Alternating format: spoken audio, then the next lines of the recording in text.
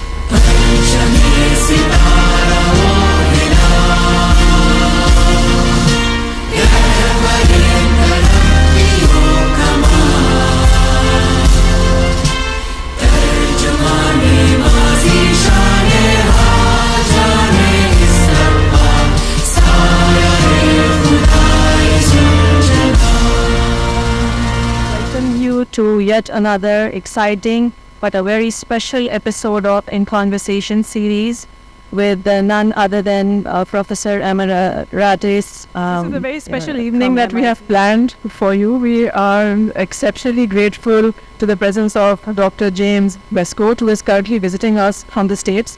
I know for a fact that his schedule in Karachi is super jam-packed, but he was gracious enough to hold us to our invitation and be present here today. So thank you very much for that, Dr. Wescoat. Before we delve into this afternoon's session, I would just like to shed some light on our esteemed speaker.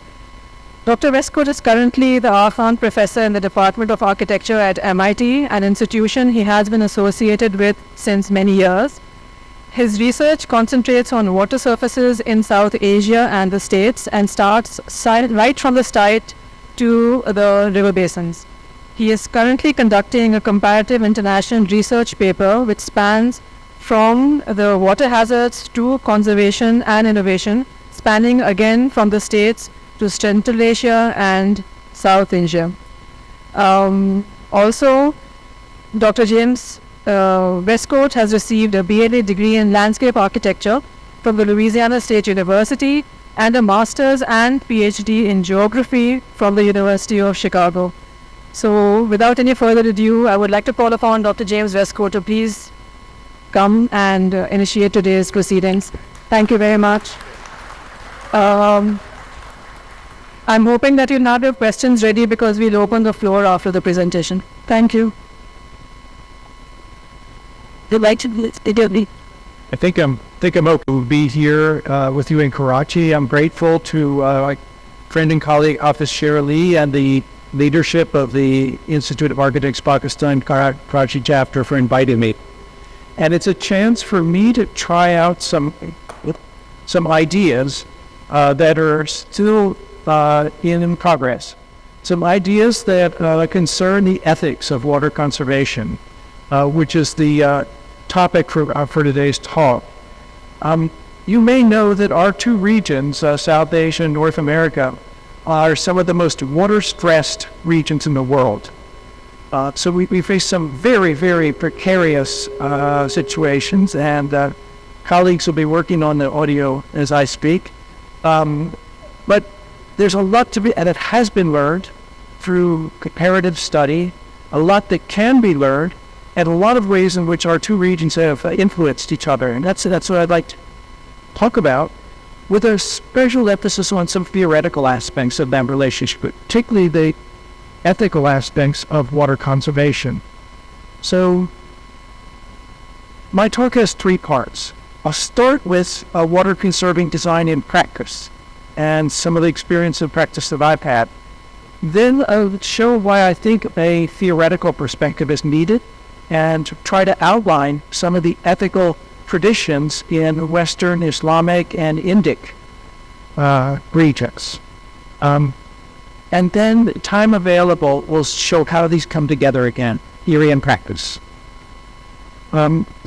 So for the practice side of things, in all of the regions where I've worked, starting with Louisiana, which is one of the wettest areas, a deltaic environment, subject to all kinds of deltaic degradation, flood hazards, erosion, subsides, salinity, all of it. Then when we go to the second place where I worked as a landscape architect, which was the city of Chicago, their waterfront urbanism is quite central. This is water quality concerns.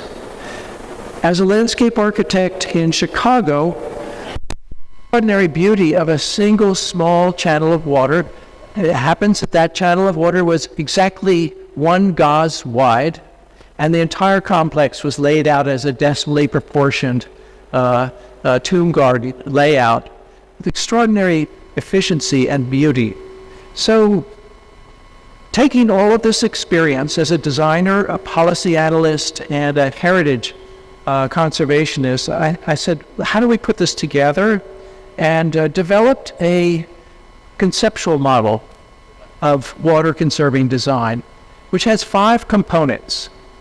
The first of these, and if you ask a conservationist, what do you think of first? It's often the infrastructure, the water works themselves. System, so that it lasts for its full design life rather than breaking down in 2 or 3 or 7 years. And secondly is the conservation of the water itself. Now, this is what we think of first, perhaps, but the infrastructure is important. The water itself is important, and for that analysis, for that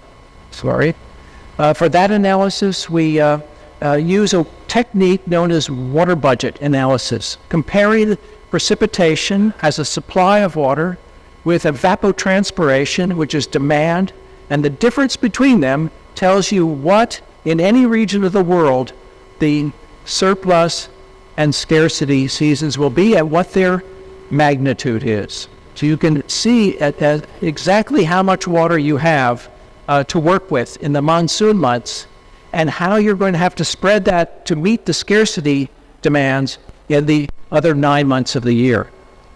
Thirdly, though, as designers, you'll appreciate the importance of conserving experience, water-related experience. It's the beauty of water, it's the values of water, it's the meanings of water that also have to be conserved.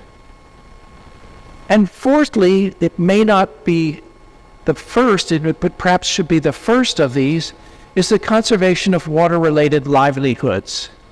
Before the advent of pumping technologies, most of the water lifting for irrigation of any project and for water supply in cities as well was done by animals, draft power, and by humans. The lifting water at extraordinary energy requirements, and the labor that goes into that is enormous. And so how does one support that laboring population, managing water? How does one support the livelihoods of those who benefit from the water system?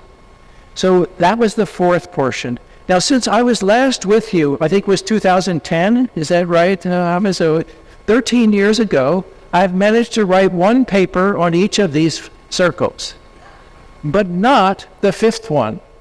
The 5th one is the discussion this afternoon on the conservation of water cultures and values. So the more comprehensive, more complex, but extraordinarily interesting aspect of the conservation challenge. So that's what I'm going to share, is that number 5. What do these values mean, And in particular, we'll speak about values in two ways that are very common as questions of water rights and water duties. This is where the title comes from, the duties of water.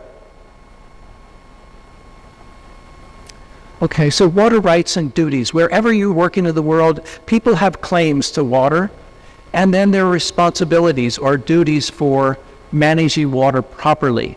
That means in ways that are good and ways that are right, ethical and beneficial.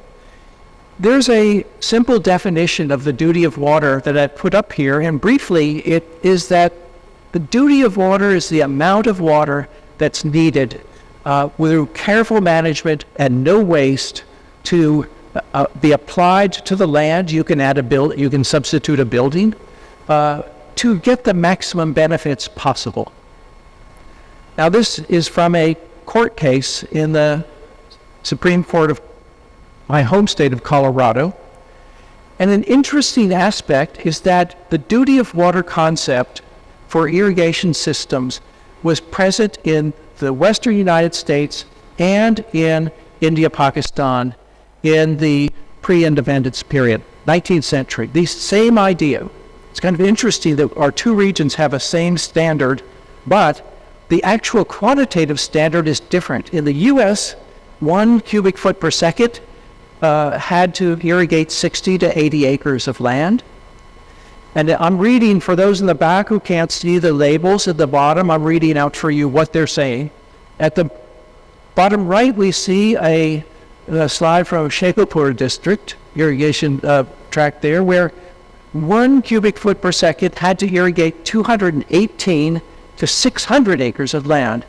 And this tells you the difference between our two contexts. In the U.S. context, people acquired water rights, that they're private and individual and personal, and they much water as possible to irrigate their land.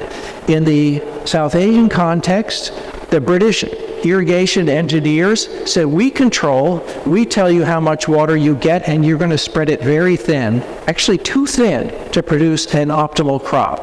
And they had their strategies and reasons for doing all of that, but we can talk about that more in it if you like. But here's the context for how it developed in Punjab and more broadly the Indus Basin.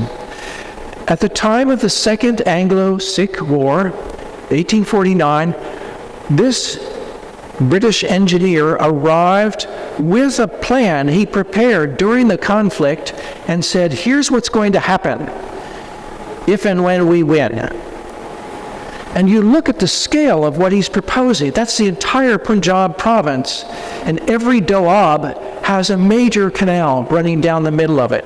And this is how they were thinking in 1849, and they were saying that the duty of water for those regions was going to be that 218 acres per cubic foot per second from the rivers of Punjab. So that established a foundation for the duty of water as understood in those terms. Now, let's take a look at it historically too. What is this duty of water? It's an unusual phrase. Where did it come from? How did it develop? What does it mean? That's an interesting story, and I tracked it down to the steam engine technology of James Watt in the late 18th century, who developed a concept of the duty of a steam engine, which is how much power can a steam engine of a particular model produce from burning a bushel of coal. So that concept of the duty of a steam, call it mechanical duty, was then subsequently picked up by the irrigation engineers who say we can talk about the work that water should do. They drew upon sources as well of irrigation in Spain and Italy, and it was only after they developed some of these ideas and applied them in the Punjab context that it was adopted in the Western United States. And not many people know that the state of California and its large central irrigated area of the entire state of California was modeled on the Punjab province in South Asia. Irrigation engineers from the U.S. went around the world. They looked for models, and they say Punjab is the place for the model for what we should do in California. So it's fascinating. The U.S. was an importer of knowledge at that point. And now we'll see all kinds of exchange that happen. But the relevance of irrigation, which may seem a little bit distant from architecture, is enormously relevant. If you look at the map here, the global map of irrigation, you'll see that the largest intensity of use, the largest system in the world, is here in the Indus Valley in Pakistan. This is the largest consumptive use of water of any type. And if you ask, how are the cities, the industries, environment going to be served in the future, it's going to have to come in part from irrigation. And it's going to have to come from irrigation without compromising food security. We see cities growing and displacing agricultural land, productive land all over the world. It's, ruining the production of food vitally needed. And this is a design problem of a scale that architects, landscape architects, planners need to think at to really understand where is the water even in a single building coming from, and how can that have a strong relationship with the productivity of the land and other uses. Well, this is Watt's steam engine. We have the North Indian Canal with its two lions on either side. This tradition was quite extraordinary. But let's then track a different kind of duty. That's a concept of duty that's mechanical. When we get into the question, what about the duties of a state to its citizens? I mean, this is a topic that's discussed in Pakistan intensively now. What should the state do on behalf of its citizens with respect to water?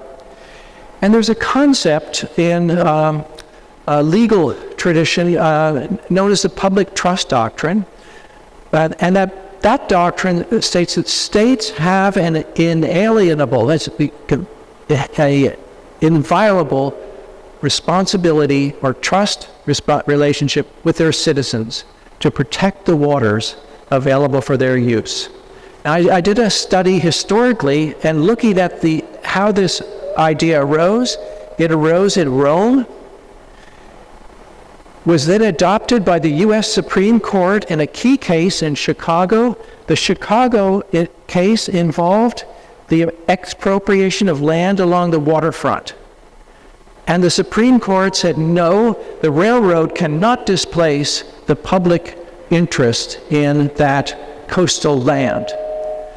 That precedent, 1892, in Chicago, was almost 100 years later picked up by environmental lawyers in India, who then started to apply it to the trust responsibility in the Ganges, the trust responsibility of the city of Lucknow, the trust responsibility of the Kerala state in opposition to the Coca-Cola bottling. They expanded it dramatically.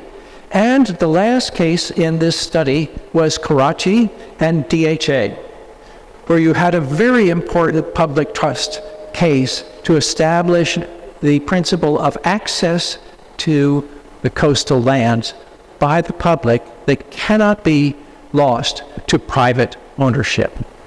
Now, this is a very important shared principle that we have in the realm of public duties. Let's move on to, I'm going to call it more private duties, but duties that have access to water and the rights to water and the recognition of the right to water for animals and humans. And I was in Lahore on a day that was much hotter than today and much more humid. And with an environmentalist friend, we were outside the walled city of Lahore, and we saw the distress of the animals. And this is back when they had tongas. But the horses pulling tongas, the donkeys pulling carts. There is real distress and suffering. And so the question came to my mind, well, what can be done for these? And they said, well, here's some water troughs that they have. But then my friend, the environmentalist, said, in Islamic law, there's a right of thirst that animals have. They have a right of thirst, of access to water that they need, and so too do humans. There is a human right to water in Islamic law, and an animal right to water. Now, in the United States, there is no human right to water. There's no animal right to water. So I wrote an article for my friends in the US to say, in Islamic law, there's a far stronger principle than what we have. And this was a comparison between Punjab, Pakistan, Colorado, and the USA, and comparing both with principles of Islamic law. The other side, and I did another study in my home state to show here are the people and places that don't have adequate water and sanitation in the state of Colorado. It's not a large percent, but it's important, and we documented all of it to push for greater access to water. But the difference that we had to do is we couldn't argue for a right, we had to argue that it was a state duty. And in the US, to their credit, most of the progress has happened through a public duty, a state duty, a societal duty to provide water. So the duties of water in social terms are enormously powerful. They've accomplished a lot in the 20th century. So how to mobilize that duties of water in other domains. Well, here's an example from India currently that I think people should be watching closely, which is a new program called the Jal Jeevan Mission to bring tap water for all households, every village of the whole country in 5 years. So you can't imagine the number of crores that is going into the development of new drinking water systems and tap supplies. And the big question will be, well, A, can you do it? And B, can it be sustained? Because it would be very easy to develop all these tap water systems and have them fail. But this is an experiment of international significance that we're all watching to see how well does it perform, is it successful? And we were doing research in 3 states in India, some of our field research down here, talking with villagers about what they need, how to get it, how to develop it. It's designed in a rural environment. And then in the local tehsil offices, lots of meetings with block officers and district officers as to how that level of government can make a difference. I include this slide, though, not for the office meeting, but for the pictures on the wall. So take a look at those pictures. And I started collecting all these pictures that are in local offices. Now this is wild. Look at these portraits. You've got Shivaji, that's Maharashtra. You have Ambedkar.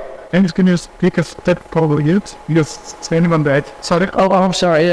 Didn't want to cause anxiety, but yes, safety first. Thank you.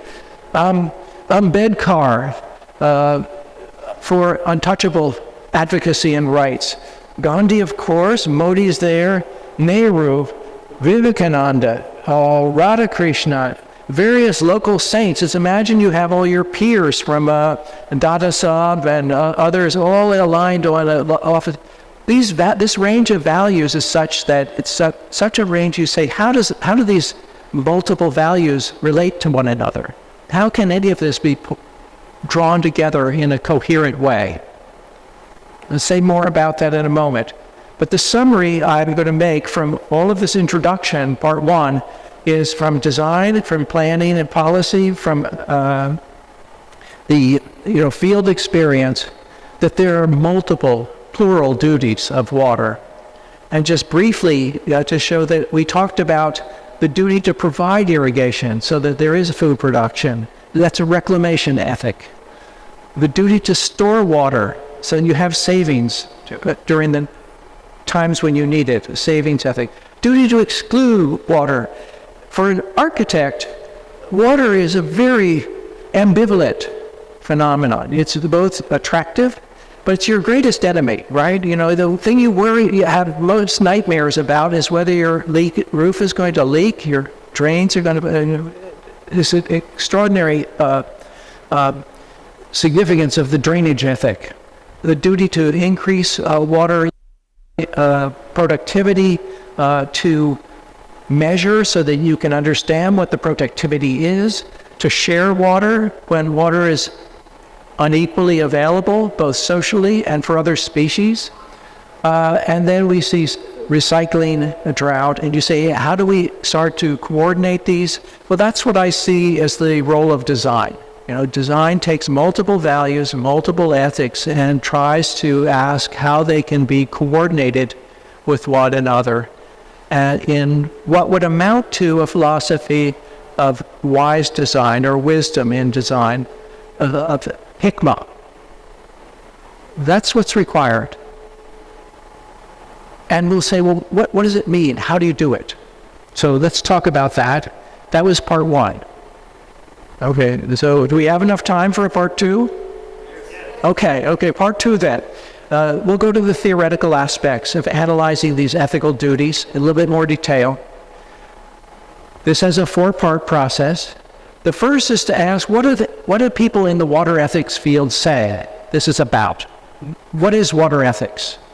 Secondly, we'll look in more specific terms about Western philosophies of ethics. Then we're going to shift to concepts of duty in Islamic ethics and Indic ethical traditions. I've got to dash because I won't get quite to the end of this process of what I think is going to be a philosophical approach of great promise in Pakistan, which is I call principled pragmatism. Practicality with deep principles combined with one another and ways that draw up these traditions together, but I'll tell you that that's where we're heading. From a method standpoint, how many students do we have? Who are the students? So I thought, let's talk about some practical things. What are some of the methods, research methods, that everybody can do on a project time scale, on a semester studio time scale? This is something that's really challenging. See, access to information. How do you get the best information in that's available? Fast, systematically, and on a time scale that's relevant for an architecture office or a semester project. So the technique that I use for every study that I do, for every project, I train students, how do you do searches in each of these sources? Has anyone used any of them up till now? Okay, good. Okay, so some of them. Well, if you take a slide of it, you might be able to go log into them and get use them yourself. Some of them are open access. Others you have to get through your university. It'll vary. But nevertheless, when you can do this, that's one step to find out what do people say about your field, your project. The second thing you can do on any project, well, and this is the results, okay? So when I do that search, using those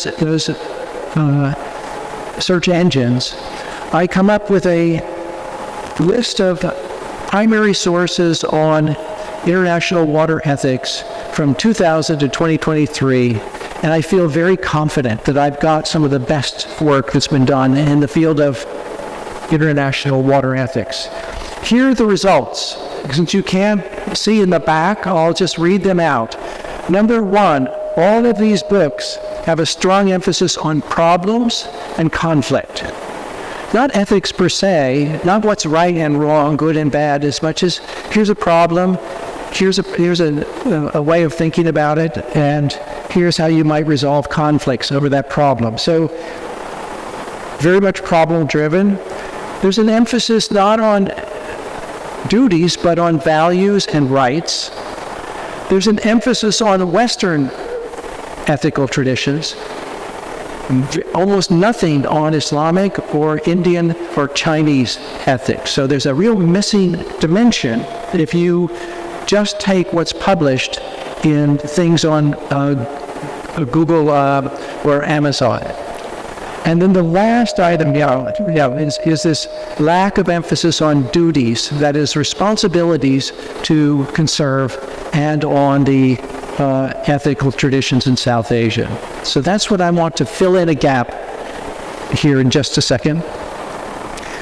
Another method, method number 2, go to the dictionary, go to the best dictionaries in the world, ask what does the key concepts that you're using in your thesis project, in your studio project, what is the very best definition of those key concepts? And so it's the Oxford English Dictionary for English, and they're going to tell you that the word duty has 19 meanings, starting in the 13th century.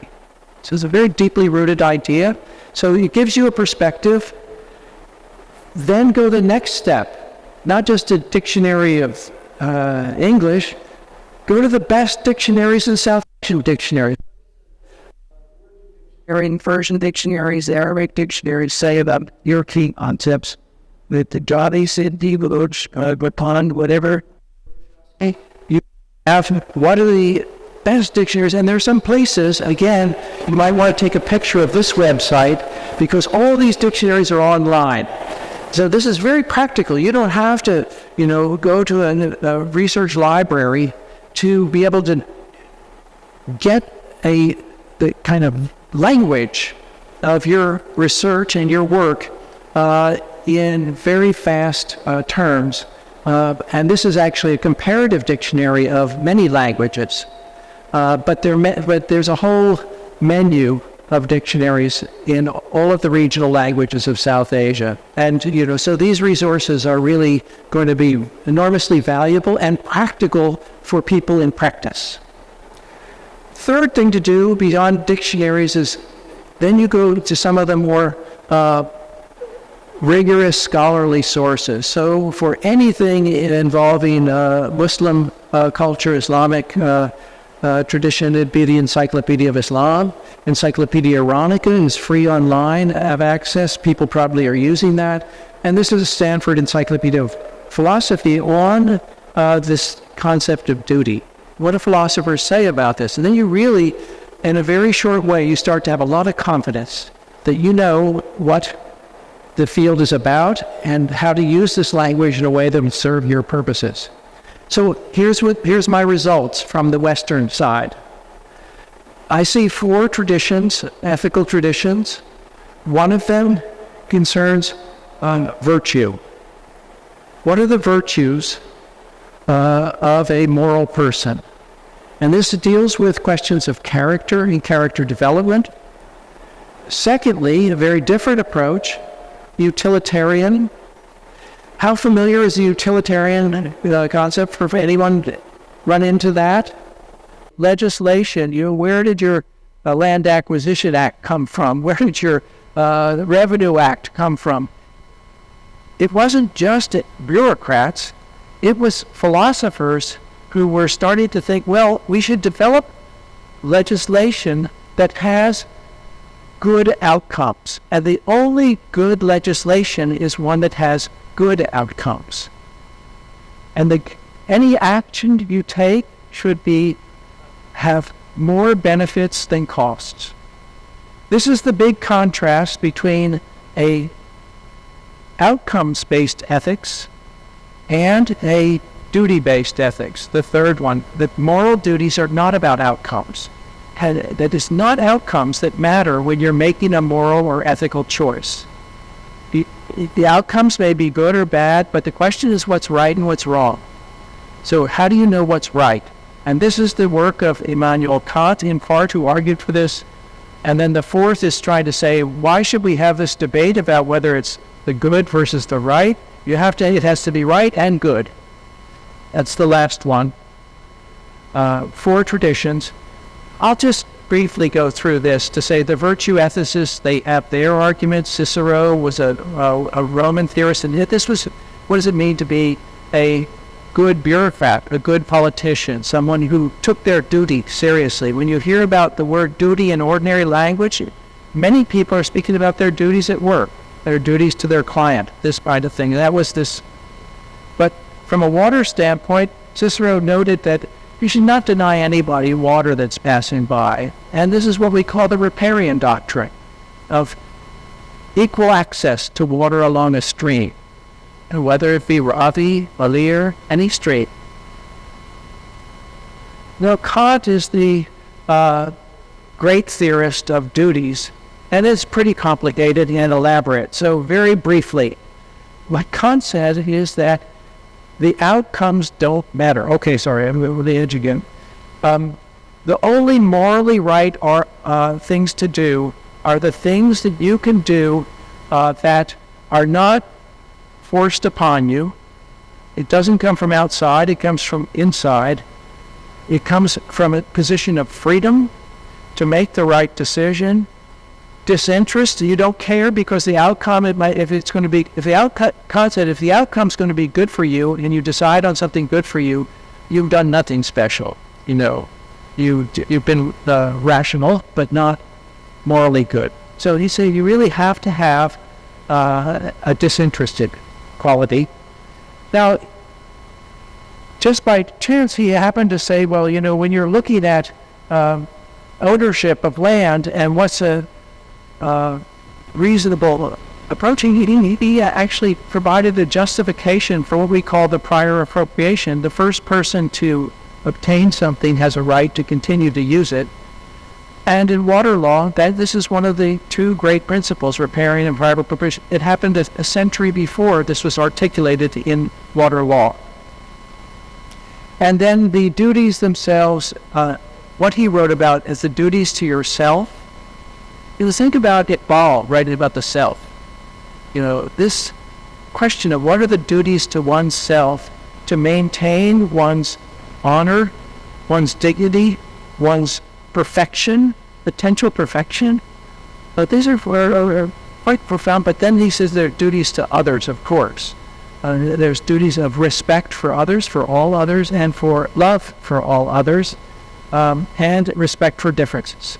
So the Kantian ethics in 10 minutes, this is just to say that the categories of duty in Western tradition, look how familiar they are with the categories of outcomes. It's almost identical. But he thought, so we're stuck with a lot of colonial legislation that just keeps propagating itself.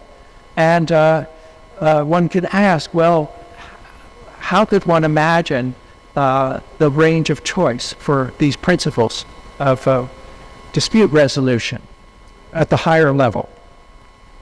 So another thing I do is, this is a method for students again, primarily, is that I compile policies and laws. I want to know all of the guidance that's available in the institutions. And so on the this column is all of the national legislation in Pakistan since 1947 on water-related topics. And we're doing some work in Punjab, so these are all the Punjab Acts. And when I have them all hot linked together, I can refer to them as ever I need them and use them in my proposals because it's available as a resource for me. You could do the same thing. I've done it in the Colorado River Basin in my own country. Based on the work here, I took it back home.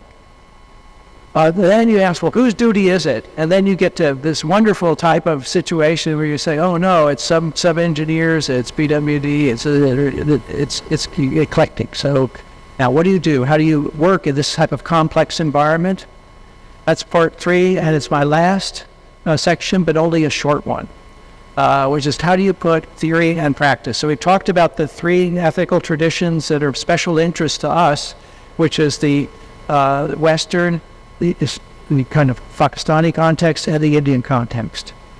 We've talked about the experience that everyone has had from practice with ethical dilemmas, and particularly those involving environmental conservation. We start to put them together. We start to, maybe some mapping techniques, conceptual mapping as well as project mapping. So I will take a village water system like this, and I'll start to say, well, why don't I talk about the duties?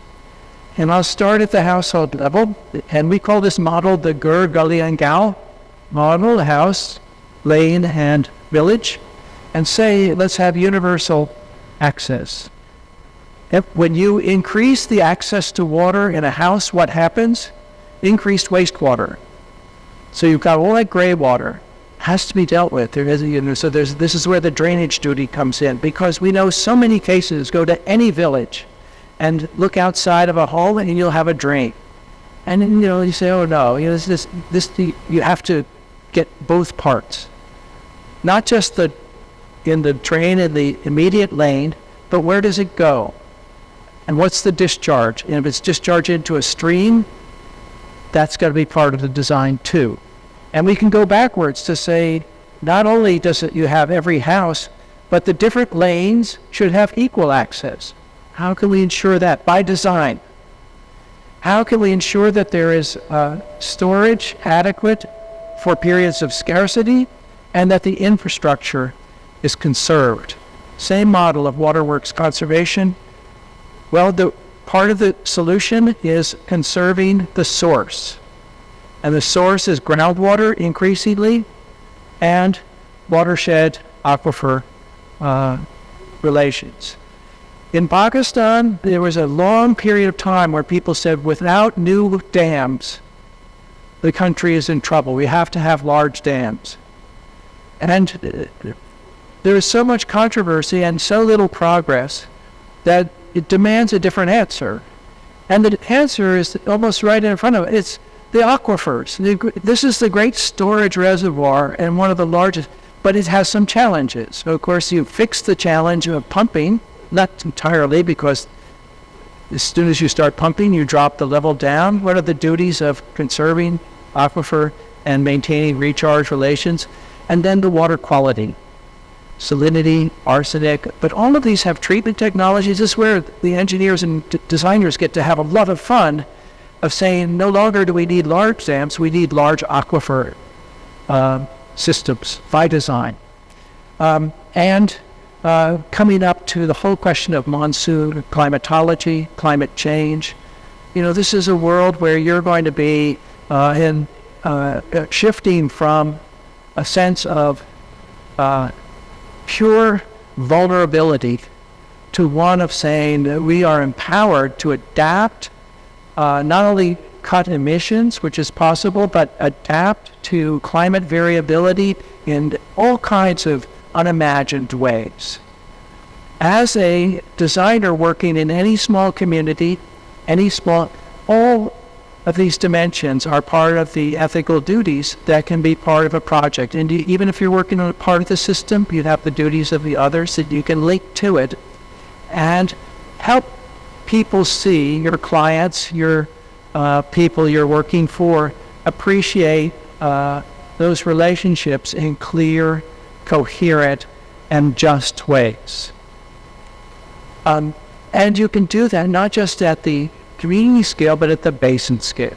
So here is a transect from the Kundrab Pass down to the Delta to say that, okay, we had those 10 duties, we can start to map them out and show which ones are primary and secondary in different parts of the Indus Basin. You can work at that scale as an architect or a planner. This is what I'd hope to share with you this evening, and really grateful for the chance to try out these new ideas. It's not completed at all, and I'd welcome any feedback. There are so many folks to send an email if I don't get a chance to talk with you after the session. Thanks very much for having me.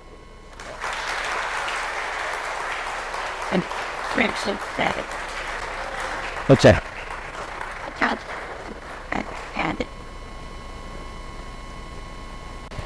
Thank you very much, Dr. James. This was most enlightening. I think it was a bit too heavy for us to digest because the level of research was typically next level intensive. I think I'd like to start off with the question session by asking one on behalf of all the students who are here in this space. There are a lot of them in attendance.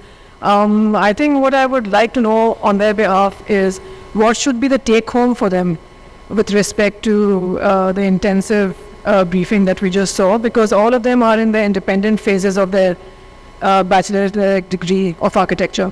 What should be that particular sense of responsibility they should take home from your presentation?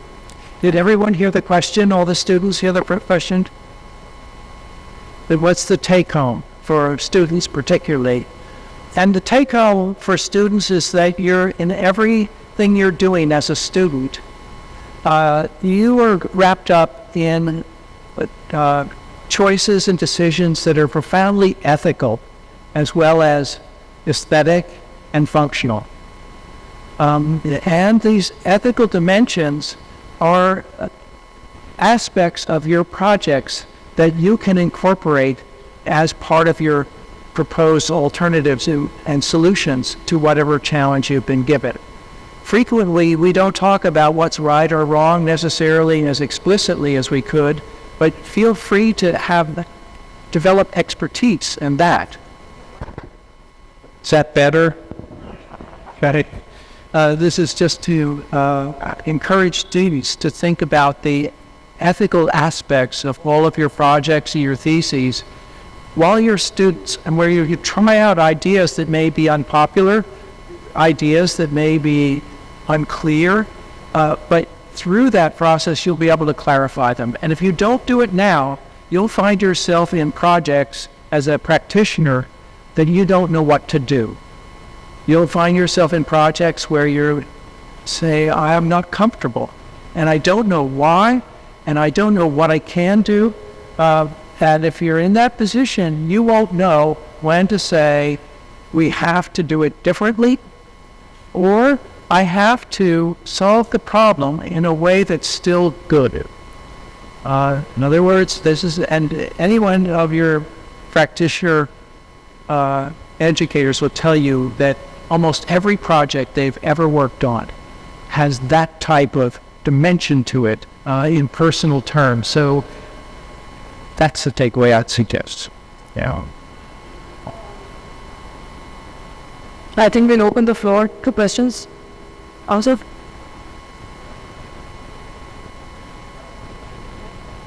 it's a life-applicated beard. So when you opened with the idea that water is a right for all animals as well as human beings, I was very interested because you started speaking about then deontological ethics, which defines as ethics that are based on what is good and bad, as opposed to the consequence in the end.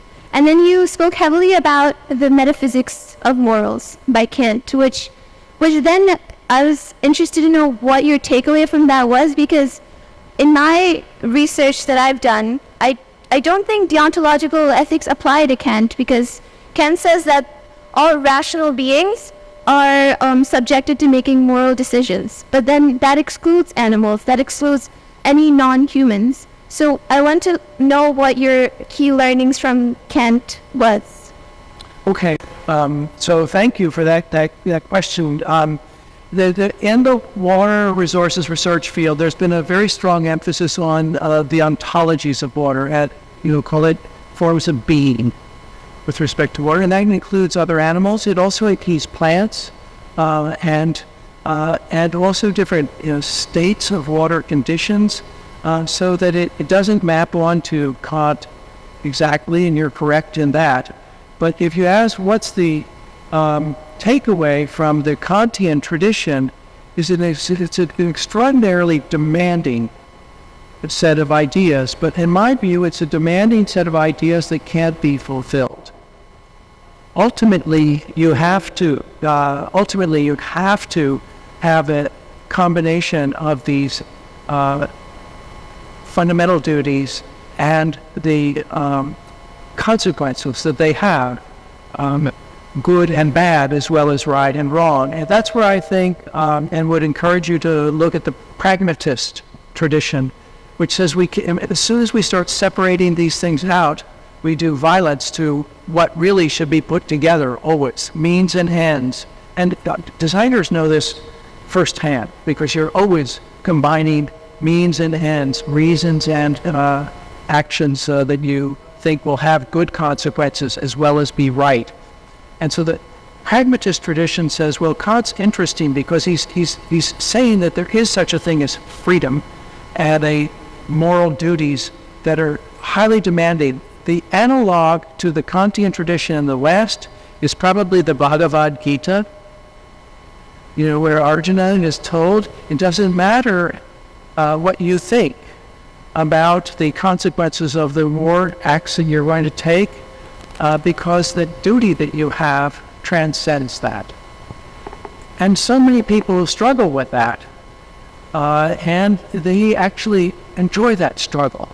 And I think in the Western tradition, the struggling with the Kantian ethics is also there. But in the end, where it has to go is toward an integration of these ideas of means and ends. I hope I touched upon the answer for it. Good question. Gosh, it was great. Yeah. Okay. Hello, Professor James. Thank you for an excellent lecture. I would like to ask you a question which is a little different from what you have presented. You have been working in India, in Pakistan, and North America. Let's leave North America on one side. So, coming to Pakistan and India, I'm interested in knowing the challenges that you faced in working on such large studies and projects over here and in India. What were the challenges? Because we know our systems, how they work. How many of these projects did actually get finished?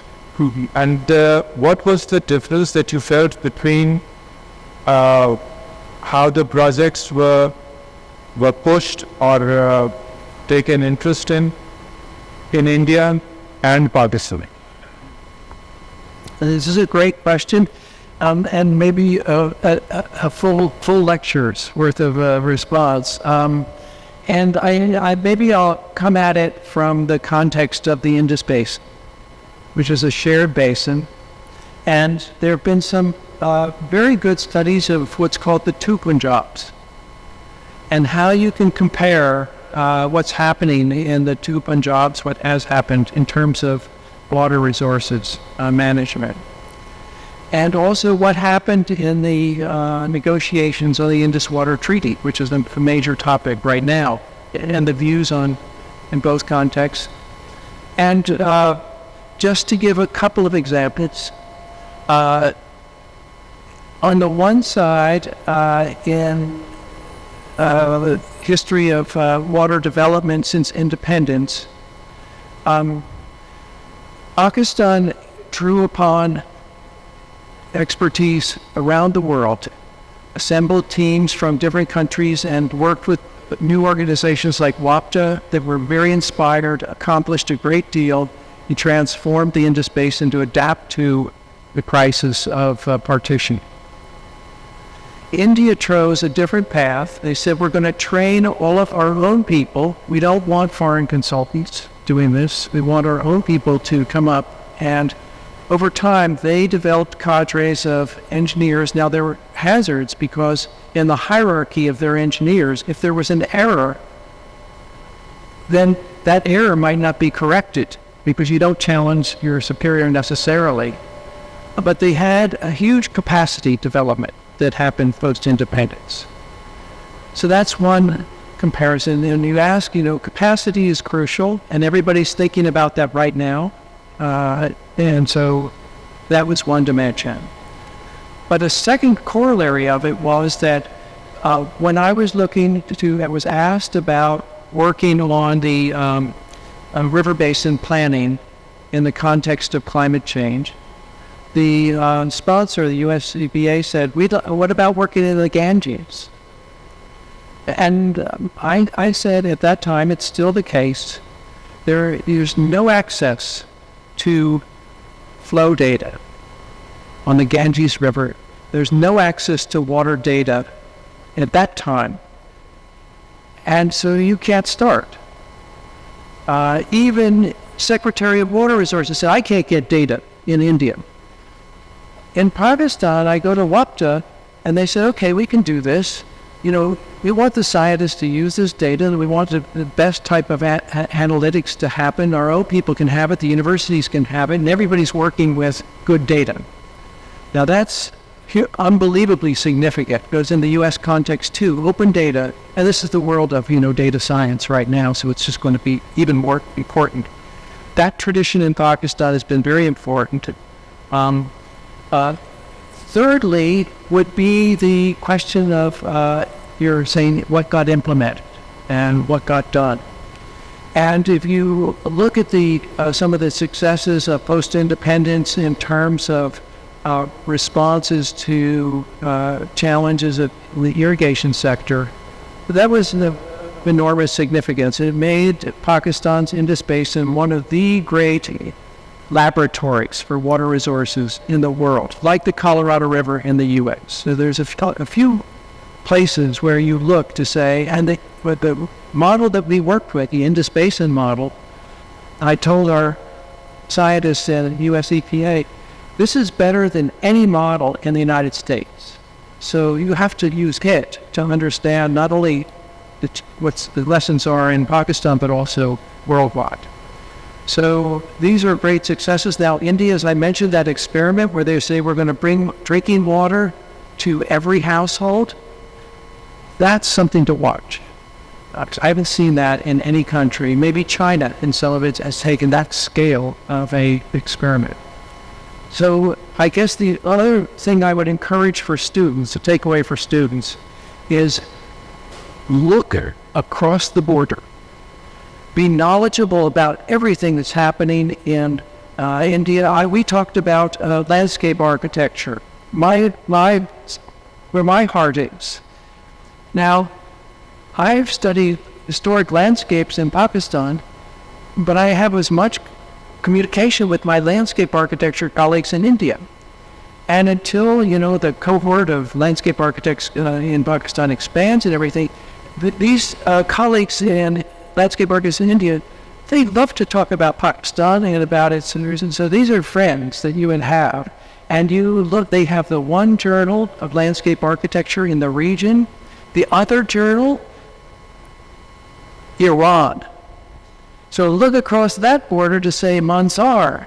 It's a free online journal if landscape architecture that anyone can draw upon. So when you're searching, you need to have local expertise and global knowledge. Okay. Thank you, James. And what's the other word that you mentioned? Ethics. I would just like to hear you out on when cities are developed and there are newer developments. Specifically, so I speak about Karachi. And there are areas totally without water. What would you say to that? Okay.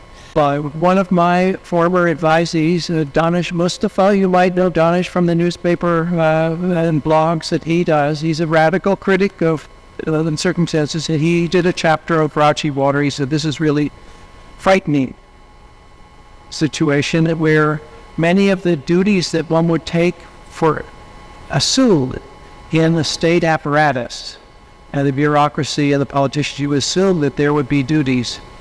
These may not be things that you can assume, that they would be accepted. But that means that one has to assert them as duties and specify them as such, and see if you can make a difference in the public forum by using that language as well as other languages of activism to try to transform the situation. I'm amazed by, and I teach my students at MIT about the Orangi pilot project.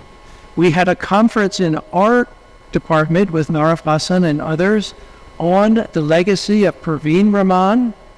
So these are examples of scholarship that we are studying in the U.S. as models of courage and of accomplishment.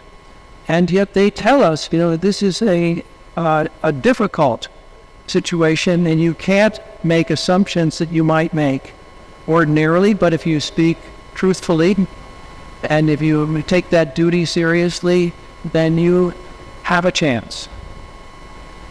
In small places, in larger places, and maybe transformative. I'll tell you one last thing from a student standpoint. I just came from the Aga Khan University, with its brand new Faculty of Arts and Sciences, we met with some of the new students, brand new students. Every one of them spoke with confidence about what they thought they could do in Pakistan when they finished their degree. They didn't talk about going to the United States or the UK. They wanted to do something where they could make a difference. They believed entirely that they could.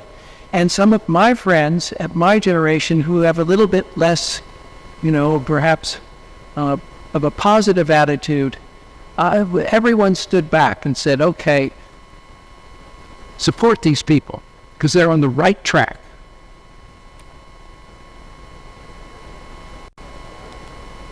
Hello, can you hear me, James? It was so nice talking to you, earlier and hearing about the FAS. So till you and me start a Department of Landscape Architecture at FAS, I want to ask you about, architecture education here, because all the schools are located in an urban setting. And I've seen that architecture students are so detached from the ecosystems which surround these urban settings. What should we add into our architectural education so that they are more sensitive to the ecosystems around us? Yeah, great question. Did everyone hear it in the back on the whole question of how you can incorporate landscape architecture within an architecture curriculum? We have the same problem at MIT.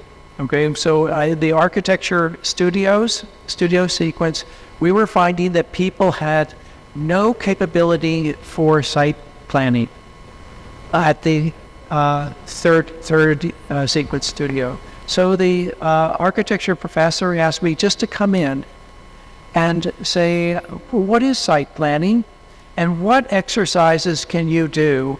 And what we did all the time was get outside and do transect, walking, annotation, identifying problem solutions, and start to have some very, very simple tools.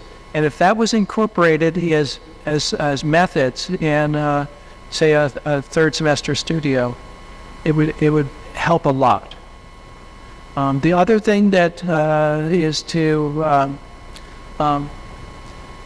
make the resources available. I don't think that there's enough of the landscape architecture source material that's circulating. So the libraries, and this is something for architectural educators, should expand their libraries. Increase your digital access to the journals in not just landscape architecture, but all fields. Draw upon free libraries. How many people here know about the ArchNet library? Digital library? I'd say that's about half. So that should be 100%, because not only can you get access to publications with any universal access, but you can go to the Aga Khan Award for Architecture, not only see the winners, you see the technical report on why that project was selected. You see the jury comments, which tell you, and the jurors are going to say they're not all going to agree, and you can learn from those case studies at a deeper level than is often the case. That's just one example, but our field is behind digitally in terms of if you look at those sources I mentioned, the Avery Index is the best for art and architecture. Again, that one's free. You can get online and search for art and architectural sources, but it's not as good as what the scientists have and the engineers have. And so we can do better. And of course, you've got, art and design and good publications coming. Everybody should be subscribers and readers of the journals being produced in Pakistan, in India, in Iran, as in Central Asia, all this, fantastic resources. So those are just a couple of things that could happen. Yeah. Yes. Thanks. I have a larger kind of ethical question. We are an agro-based country with scarce water resources. Yet, due to some of the systems in our country, we are literally exporting water. When we export rice, when we export sugar, when we plant sugar in irrigated areas, how can we change that kind of thing? Because I think that is a huge issue that we will have to deal with as water scarcity happens. Yes, those challenges are some of the most important, and they're global. So Pakistan has this challenge, India has a challenge, the U.S. is growing rice and sugar. There's no reason, but then there's this point that you made about the export of water. It's called virtual water. So you're exporting enormous amounts of water that is scarce and could probably supply all of the cities and the environmental needs if conserved properly. Every country in the world is asking itself, how do we go from a cash crop of sugar that's health benefits are even mixed? How do we shift out of that, while at the same time in ensuring farmer viability in economic terms? And I'd suggest that, some of the expertise for this is in IMI, International Water Management Institute in Lahore, outside Lahore. It's a part of an international network of agricultural water management. And it's exciting what's happening. There's nature-based solutions. There's new types of systems of rice intensification, for example. People were amazed to discover from, I think it was Madagascar as a source, that if you tend very carefully to each rice seedling, spaced a little bit further apart, with less water and less nutrients, you could get more yield. And it's what the key component was care, was labor. And there's plenty of labor if it's compensated properly. So you're seeing yields just go dramatically upwards in places where this is practiced. So we have these agricultural technologies. And then you start to say, well, if it works out there, why not bring it into our urban vegetation and other types of ways of benefiting the urban environment? But I share your concern about it. It's precarious. And Pakistan is on the threshold of water adequacy. Let's see one in the back, one in the middle. Yeah, go ahead. Okay. WM Creative Studio. I have a question and a comment on your this research. So first, this is quite relevant to Karachi's context, and sadly we have seen in 2022 the whole city was urban flooded, and to curb that problem, the government proposed a plan which took more than 20,000 citizens out of their homes, and they basically demolished a low-income sector around Gujarnala stream. But the real problem was it's quite opposite. Then the main area which opened into the sea was actually being illegally reclaimed from the sea. And I have a question that you were talking about ethical notion of practice. Do you think architecture and architects in our society that they are practicing, are they still practicing ethical? Because on that land which is called DHA, a lot of us are basically building homes for the clients there. So talking about ethical and ethical perspective, should our architects not focus on building more equitable and should set an example for younger generation? Yeah, well, you've just proven my point, which is that how those places affect our neighbors, how they affect our larger communities, and so that sometimes those ethics can be very uncomfortable, right? if it's your own house, especially, if it's somebody else's house, you could say, oh, you're doing something, you change. But if it's your own house or your job or something else, then you feel it. Okay, start to learn what it means to feel it and to find solutions. And to your other point, you also pointed out one of the great urban design hazards of the future. We all know catastrophic flooding and what it can do, but additionally to that is what we call pluvial flooding. This is rainstorms that just inundate urban areas, and you start to see that it's not just an annual thing. The depths are rising because the urbanization process is continuing, and the infiltration is inadequate. So we have to have, this is where we have to have kind of new design innovations for drainage and infiltration strategies. Imagine if every street in Karachi had a gravel subbase of a meter or more deep that held rainwater. Not a drain, not a pipe, but something of much greater magnitude. Now, you'd have to rebuild your streets, but the streets are getting torn up all the time.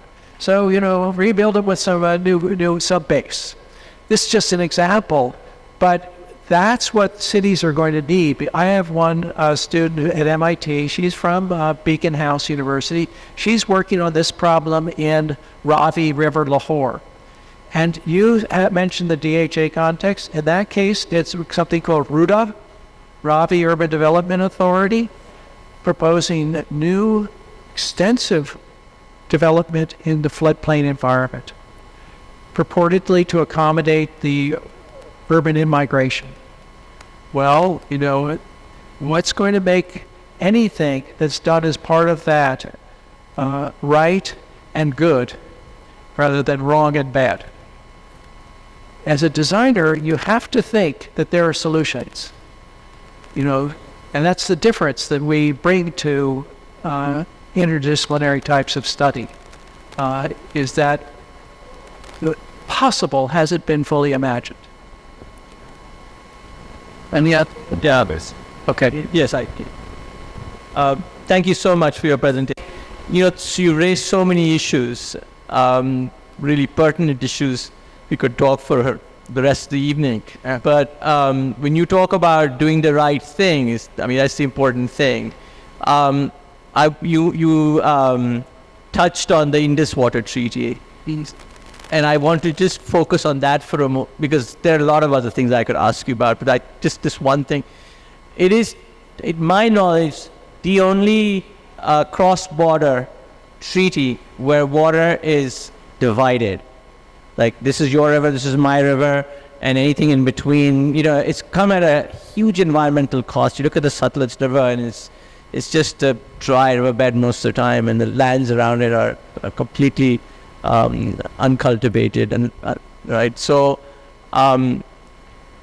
everywhere else where there is a cross-border water issue, it's shared.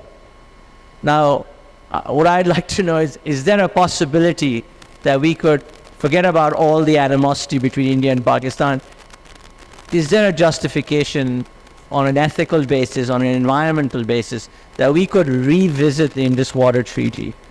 This is a great question. The Indus Waters in the World Bank is the greatest accomplishment of this type of investigation. The original proposal was to have shared river basin management, and it came out of the TVA in part as a proposal.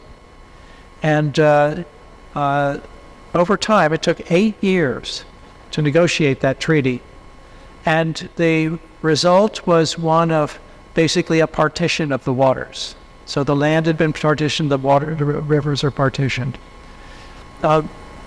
There's, I think, two things that come to my mind, and they're just personal, not a advocate. One is that despite this depletions, there still is some water coming across. It's partly in the river, some it drains, like Udiara drain.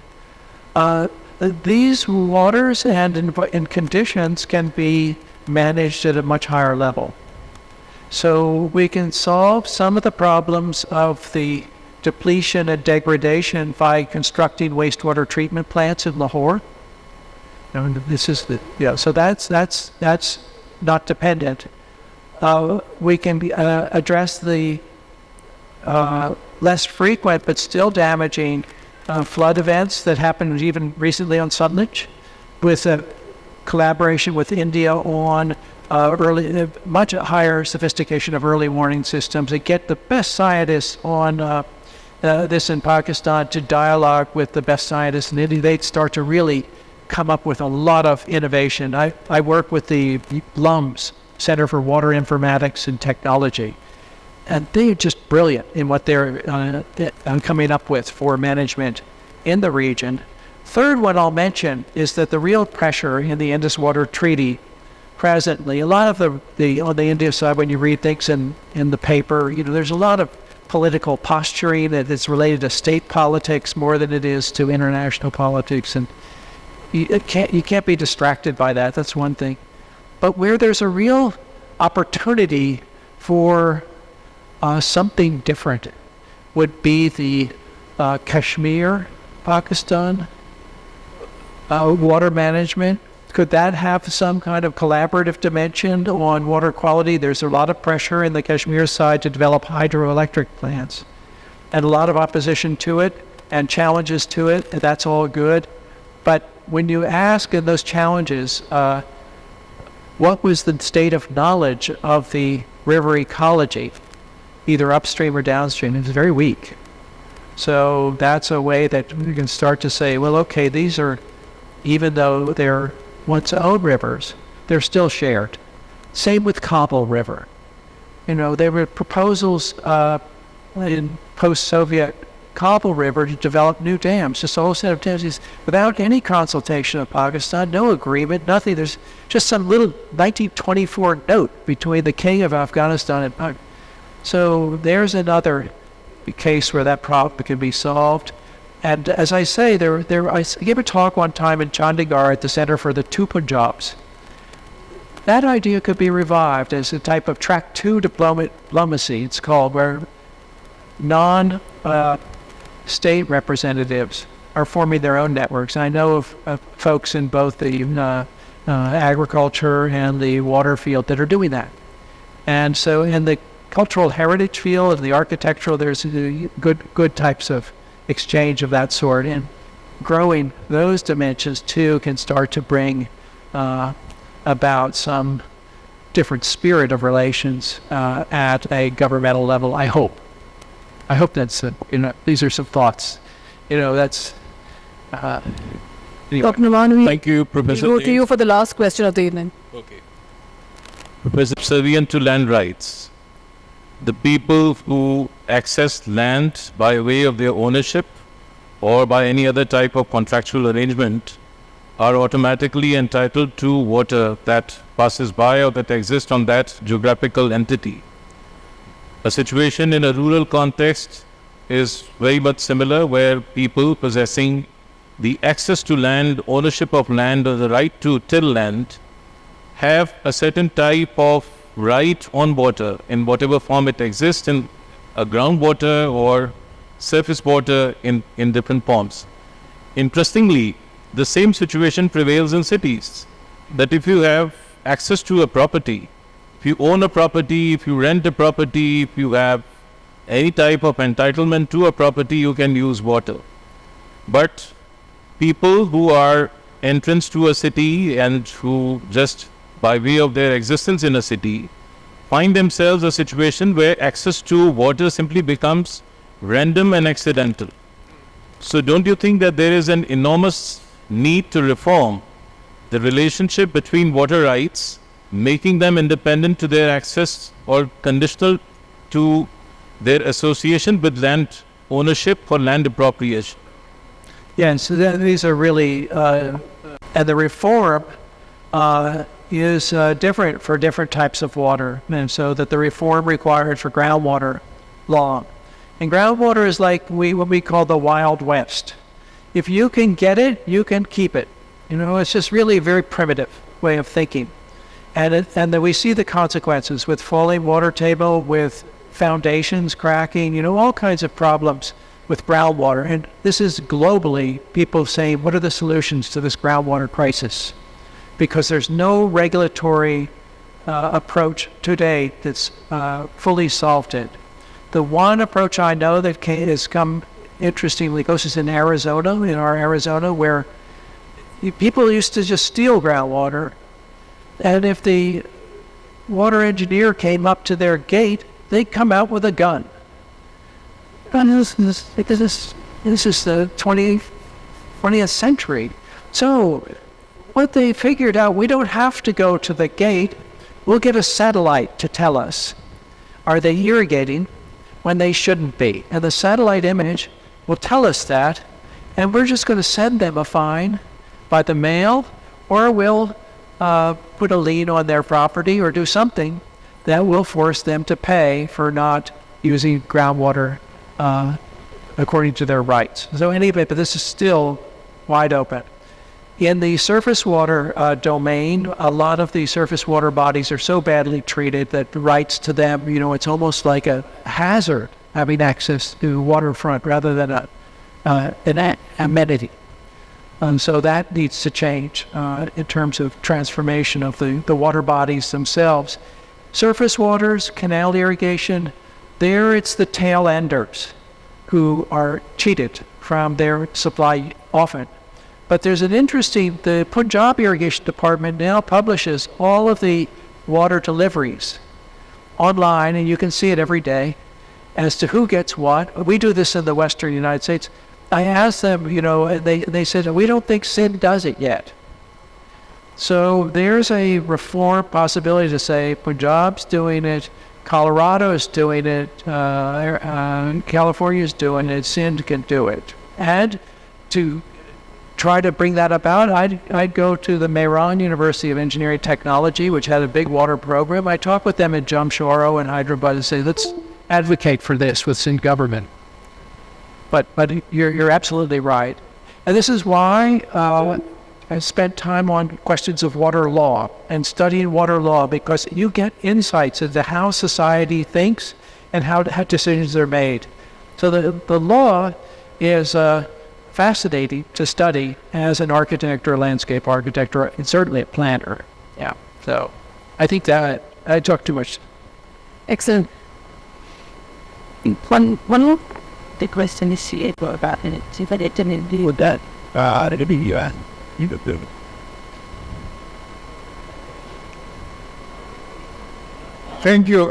Thank you, Professor James. What a wonderful presentation and a lot of information for the architects. My question is based on your own experience that you've been around the world in so many other countries. The construction industry, the type of construction that we have, we still consume and use a lot of water during the construction and all that. So what do you suggest, because you are aware of all the methods that they have over here? We still use a lot of water during our construction, even during concreting and superstructure, and even during the finishes and all that. So based on your lesson, what would you suggest to the architects sitting over here, the young architects, how to minimize the use of water during the construction phase? Okay, the main approach to this is different aspects of building energy consumption, all the materials. It's possible to develop a water footprint. There are great technical resources already produced for doing that. So if it's part of the curriculum, to include this water footprint, to say what is the water footprint for not only the design that's proposed, but the construction methods to produce the design. I think you could publish those results too if you were to do that technique. I'm not aware of that happening at present, except on an individual project basis, but not as a systematic type of routine in India or Pakistan at present. So that would be a great priority. Hey, I think. Hello. I'm sorry, mission. Just a very quick quick one. First of all, Professor Wescoat, I think this is the first time I've ever got into the relationship of water and ethics. I mean, really, it went over me. It is fascinating how we can link it. But I can ask you a lot of questions, but my little question is, anywhere there's a shortage of anything and it's in demand, then how does ethics work when you're fighting for it? You talked about a guy coming out with a gun. So we're talking about the same thing here too. We come out with guns too here.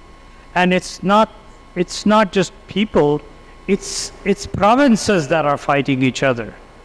So, it's fascinating how to get to ethics.